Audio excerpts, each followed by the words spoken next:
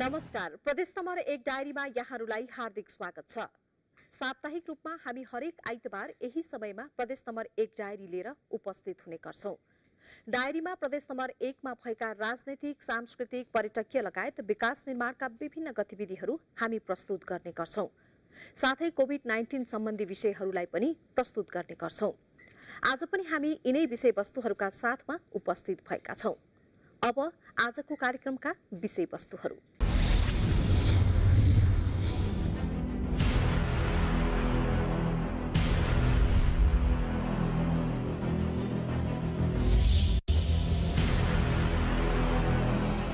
Corona महामारीको जोखिमका बीच प्रदेश नम्बर 1 प्रदेश सभाको 6औं तथा बजेट अधिवेशन सम्पन्न भएको छ।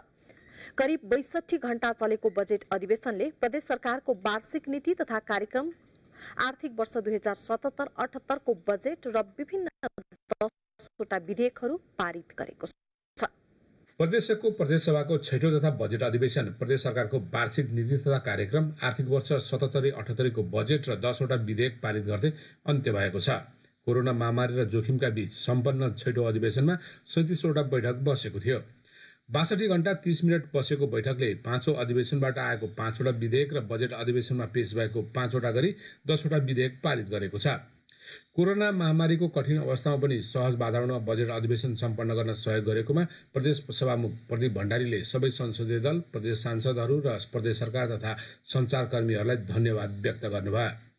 सफलताका साथ सम्पन्न गर्न तथा विश्वव्यापी प्रकोपबाट बच्न र बचाउन माननीय सदस्यहरूले आफ्नो क्षेत्रमा समेत रहेर जोखिम न्यूनीकरणका लागि खेल्नु भएको भूमिकाको सराहना गर्दछु।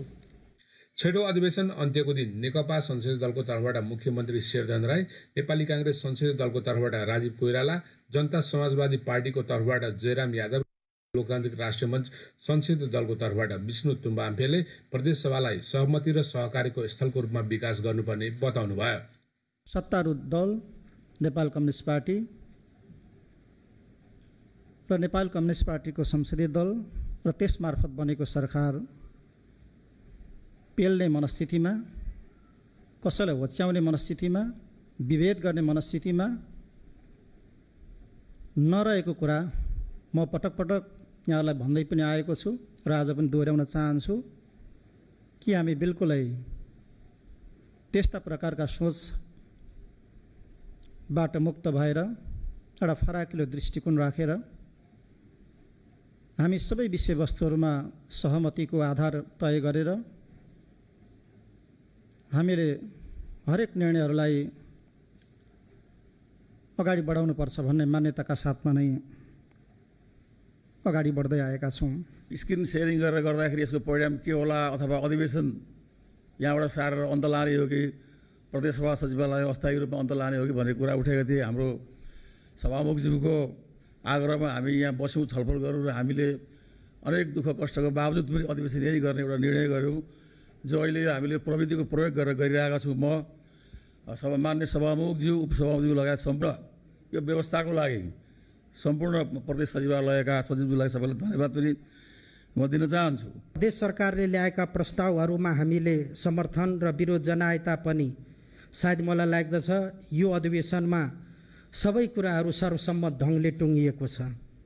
कोरोना कहरको सङ्कटमा पनि 6औं तथा बजेट अधिवेशन सम्पन्न भएको हुँदा म र मेरो दल सङ्घीय लोकतान्त्रिक राष्ट्रिय मञ्च, सङ्घीय लिम्बुवान मञ्चको तर्फबाट हार्दिक शुभकामना व्यक्त गर्न चाहन्छु। गत जेठ 14 गते सुरु भएको प्रदेशसभाको 6औं अधिवेशन कोरोना महामारीका कारण 2वटा सभा हलमा प्रदेश सांसदहरूलाई राखेर सम्पन्न गरिएको थियो।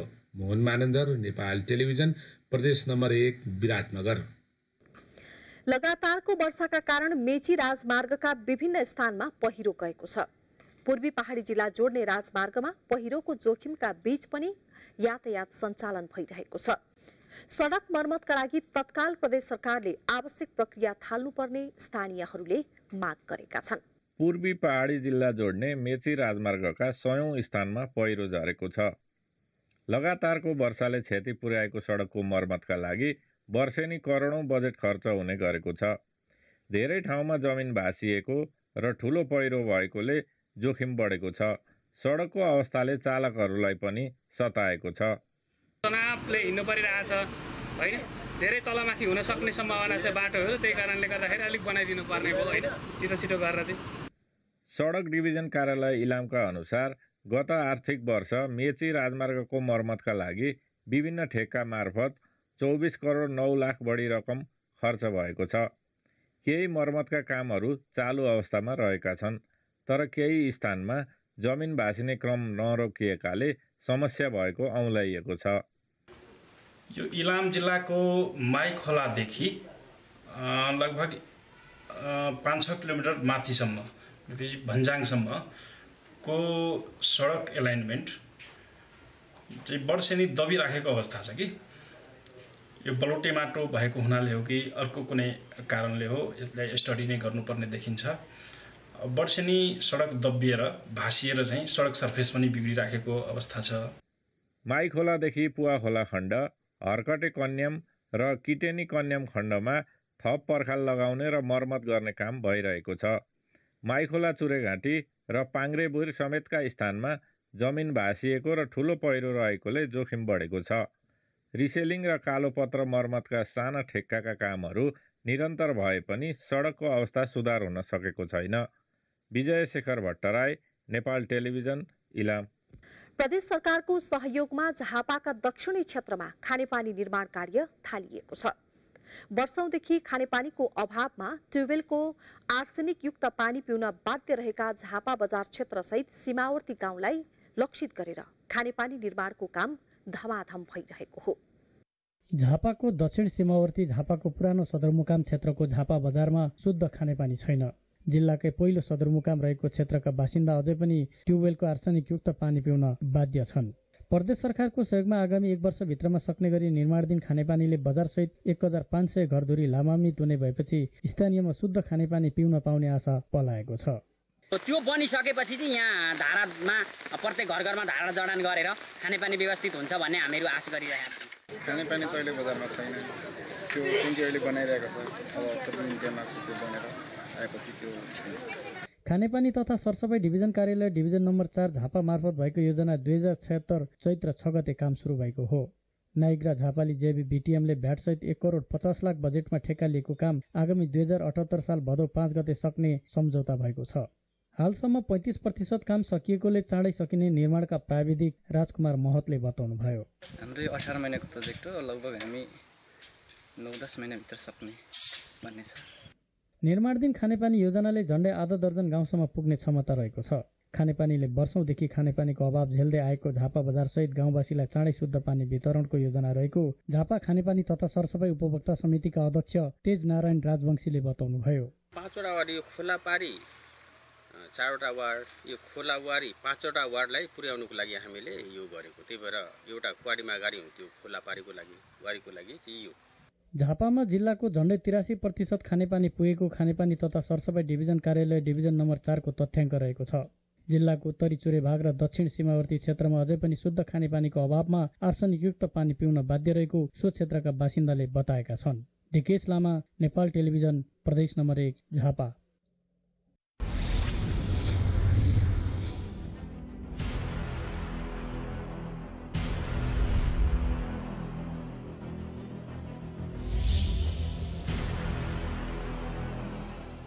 तपाई हाम्रो सचेतता, कोरोना भाइरस रोगको संक्रमण रोक्न अपनाऊ सतर्कता।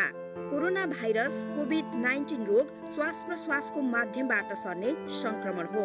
संक्रमित व्यक्तिले खोक्दा र हाच्छिउ गर्दा निस्कने थुक र सिगानको माध्यमबाट एक व्यक्तिबाट अर्को व्यक्तिमा यो भाइरस सर्दछ। यसको संक्रमणबाट बच्न के गर्ने? खोक्दा, हाच्छिउ गर्दा नाक मुख छोप्ने र प्रयोग गरेको टिस्यु पेपरलाई तुरुन्त फोहोर फाल्ने बाकसमा फाल्ने।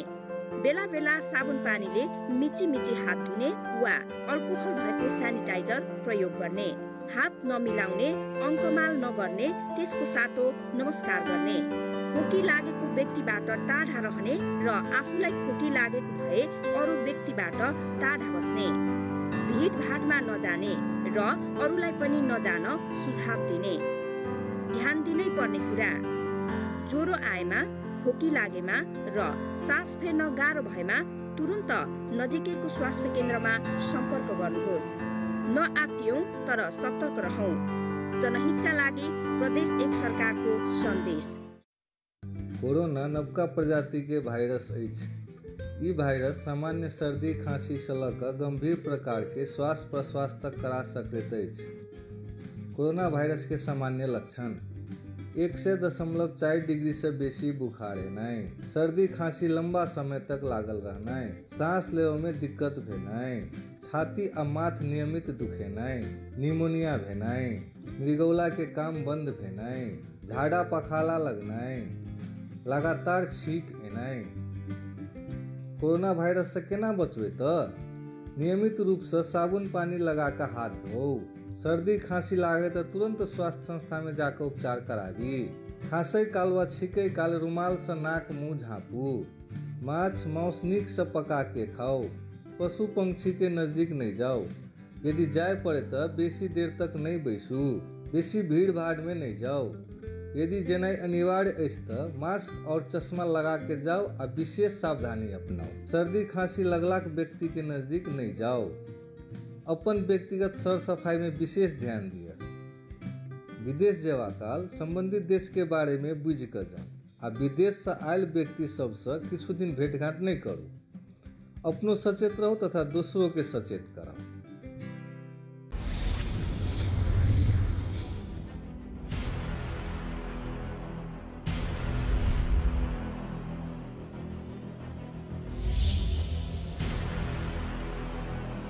धनकुटाको साँगुरी गढी गाउँपालिकामा रहेको ऐतिहासिक साँगुरी गढी संरक्षण र सम्वर्धनको अभावमा ओझेलमा परेको छ। संघीयतापछि यही गढीको नाममा गाउँपालिकाको नाम साँगुरी गढी राखिएको भए पनि प्रदेश र स्थानीय सरकारले वास्ता नगरेको स्थानीय बासिन्दाले बताएका छन्। ऐतिहासिक साँगुरी गढी पूर्वको चर्चित पर्यटकीय केन्द्र भेटारबाट 3 किलोमिटर उत्तर पश्चिममा रहेको छ। प्रमुख पर्यटकीय केन्द्रको नजिकै रहेर पनि यति पुरानो इतिहास बोकेको यो गढीको चर्चा हुन सकेको छैन। नेपाल एकीकरणको क्रममा पृथ्वीनारायण शाहले लिम्बुवान क्षेत्रमा रहेको यो गढीलाई विक्रम सम्वत 1831 साउन 22 गते नेपाल राज्यमा एकीकृत गराएका थिए। त्यस्तै धरान धनकुटाको राजमार्ग बन्नु अघि यही बाटो हुँदै पहाडी जिल्लाको यात्रा गरिनुका साथै नुन लगायत खाद्यान्न सामग्री ओसार पसार गर्ने गरिएको होटल एसोसिएसन भेडाटारका अध्यक्ष जितेन्द्र रुमदाली राईले बताउनुभयो। इतिहास जोडेको चाहिँ गढी भएको हिसाबले र यो गाउँपालिकाको नाम नै चाहिँ यो गढीको यो ऐतिहासिक गढीको नामबाट रहेको हिसाबले पनि यसको प्रचुर प्रचार गर्नु जरुरी छ। विगतमा जीर्णोद्धार गरी संरक्षण र सम्वर्धन गरिएको भए तापनि निरन्तर निगरानी तथा मर्मत सम्भारको अभावमा यो गढीको स्वरूप बिग्रिँदै गएको छ। यो गढीमा प्रवेशद्वार, सिँढीहरू, रेलिङ, 2वटा चर्पी, सेट घर निर्माण गरिएको छ। तर सिँढीहरू झार पलाएर नदेखिने अवस्थामा छन्। प्रचार प्रसार तथा गढीमा पुग्न बाटोको समस्याका कारणले ओझेलमा परेको भए पनि त्यसको लागि गाउँपालिकाले काम गरिरहेको साँगुरी गढी गाउँपालिकाका अध्यक्ष कुमारजङ याख्खाले बताउनुभयो। बाटोको असुविधाको कारणले त्यहाँनिर चाहिँ पर्यटकहरू, स्थानीय पर्यटकहरू, बाह्य पर्यटकहरू त्यहाँ चाहिँ पुग्नलाई केही कठिन छ। तर हामी त्यसलाई पनि व्यवस्थित गर्दैछौँ।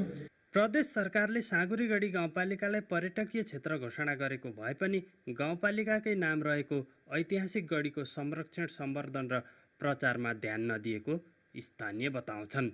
ईश्वर थापा, नेपाल टेलिभिजन, प्रदेश नम्बर 1, धनकुटा। कृषि क्षेत्रलाई यान्त्रिकीकरण र व्यावसायीकरण गरेर उत्पादन र उत्पादकत्व वृद्धि गर्न प्रधानमन्त्री कृषि आधुनिकीकरण परियोजनाले मोरङका 122 जना कृषकहरूलाई कृषि यन्त्र र एउटा सहकारी संस्थालाई कम्बाइन्ड हार्वेस्टर र ट्र्याक्टर वितरण गरेको छ।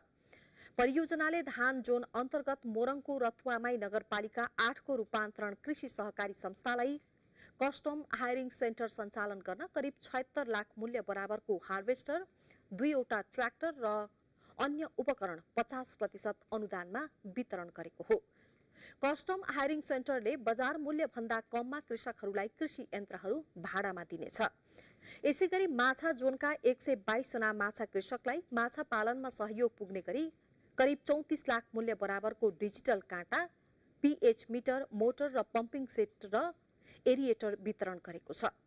विराटनगरमा आयोजना गरिएको एक कार्यक्रममा प्रदेश नम्बर 1 का भूमि व्यवस्था, कृषि तथा सहकारी राज्यमन्त्री रामबहादुर मगरले सम्बन्धित कृषक र सहकारी संस्थालाई कृषि उपकरण वितरण गर्नुभएको हो।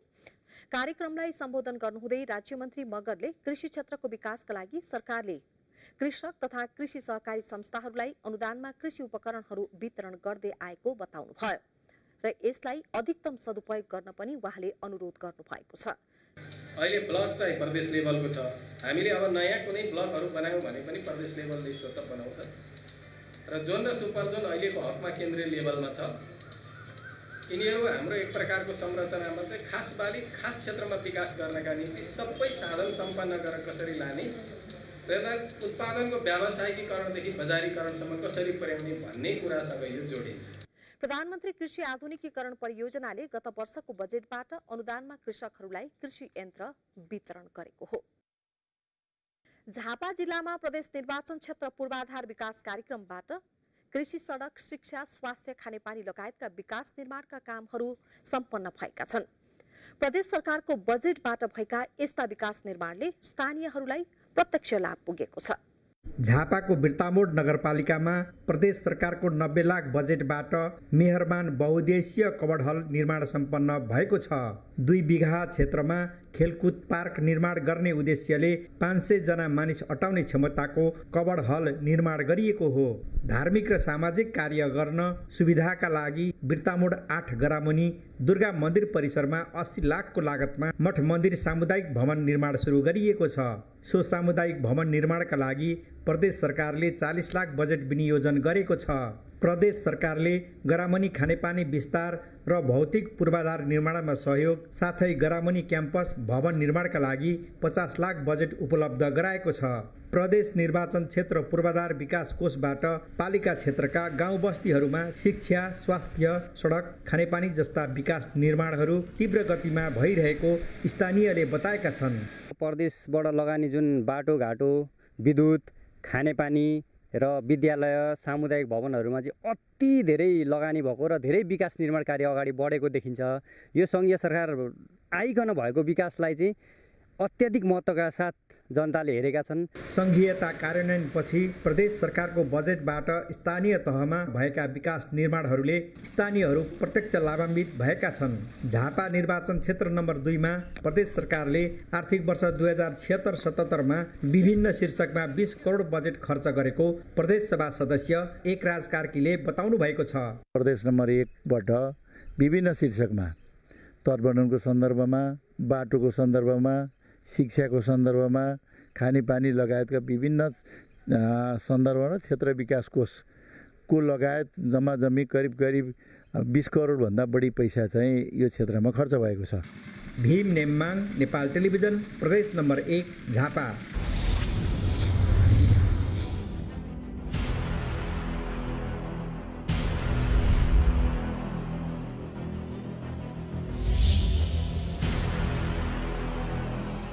तपाईँ हाम्रो सचेतता कोरोना भाइरस रोगको संक्रमण रोक्न अपनाऊ सतर्कता।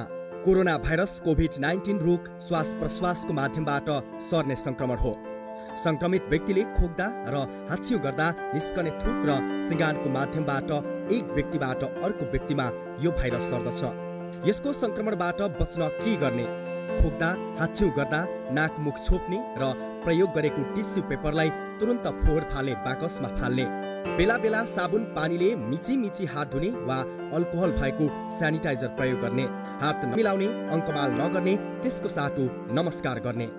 खोकी लागेको व्यक्तिबाट टाढा रहने र आफूलाई खोकी लागेको भए अरू व्यक्तिबाट टाढा बस्ने। भिडभाडमा नजाने र अरूलाई पनि नजान सुझाव दिने। ध्यान दिनै पर्ने कुरा, ज्वरो आएमा, खोकी लागेमा र सास फेर्न गाह्रो भएमा तुरन्त नजिकैको स्वास्थ्य केन्द्रमा सम्पर्क गर्नुहोस्। नआत्तियौं तर सतर्क रहौं। जनहितका लागि प्रदेश 1 सरकारको सन्देश। कोरोना कुसङ भाइरस रो कल्ले आजेजित सुङमा तुङ तामानु सकमा लासिङमा किसाक पातुङ तारुरो कन्लेन उइ बुहा किप्थिकाङ लिसी डिग्री थोबा तुङ तामा यलिक यन्थारिक तुङ तामानु लाम्बोले मेनलेपमा सकमा लासिङमा साकमा चेबोपा थिगिक्नु थकतुकमा निमोनिया पोङमा निर्वेतले याम्बक मेन्जोकमा पेसमा हिबिबमा यलिक हाछिङ लमा हेकेने भाग्र कोरोना लाम आकिरी सेप्सिङ माबे सेनलेन येलेङ हुक हपमा सुङमा तुङ तामानी थाप गर मोखिमो यामचिक हेमबेकमा सुङमेलले हाtsiङ लमाले मुरातेटमा साङा वधिन चामेलले नुरिक सङ्ल थोकमा आङलक चामा हिम्बो बानु ताम्भुङबा थक्सा पुसा सुमा किमसिमेन याम्बोनले याङहुङ सिबा मना पेसाङ पेकमा मेन आबाङे नुरिकाङ अहपसिङमा आङ सेसे युङमा वेस्मा लाजे पेकमाले हेनाबा पान नुरिकाङ कुसिङनि मा आङलक पेकमा वेस्मा लाजे लाम केदाबा हानु थिकेन नियन तुम्मा मेन आबाङे आङ चाङजाङ पोखी वेस्मा मा मिहा आङ चाङजाङ जोगुम सिमलो नेपाल टेलिभिजन रे केरेक्लेन ताङसेपो सेसुबा इङखङ